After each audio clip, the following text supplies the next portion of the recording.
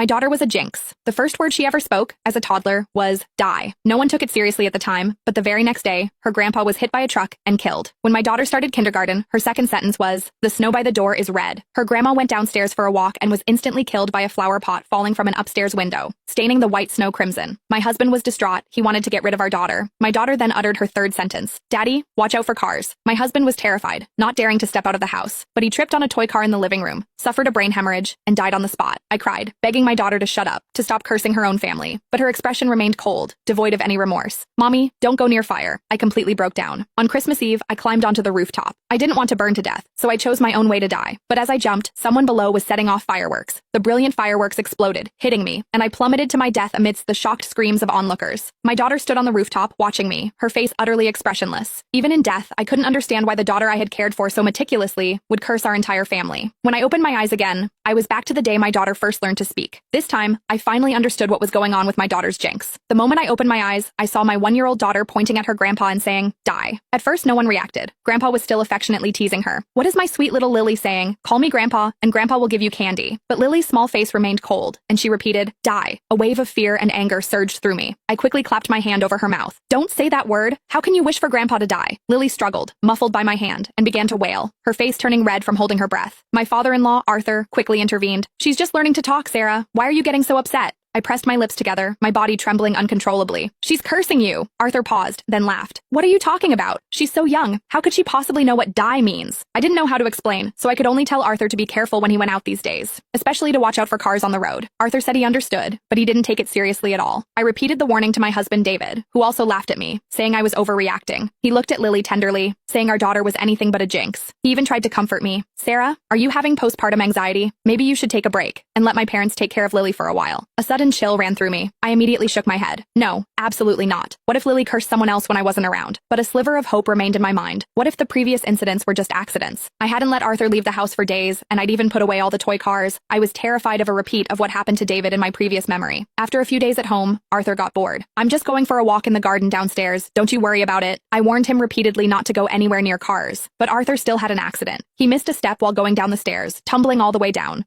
His head landed precisely on a protruding nail. Arthur died on the spot. When the ambulance arrived, they immediately called the funeral home. My mother-in-law, Martha, knelt beside Arthur, sobbing uncontrollably. How could this happen? But her usually kind husband was gone forever, unable to hear her cries. David rushed back from work, his eyes immediately red with tears. Yet, he calmly contacted relatives and friends, preparing Arthur's funeral. I held my innocent daughter, overwhelmed by guilt and self-blame. But Lily remained perfectly innocent, as if nothing had happened. I pinched her cheek, making her look at me. "Lily, tell Mommy, why did you say that word? Why did you have to curse Grandpa?"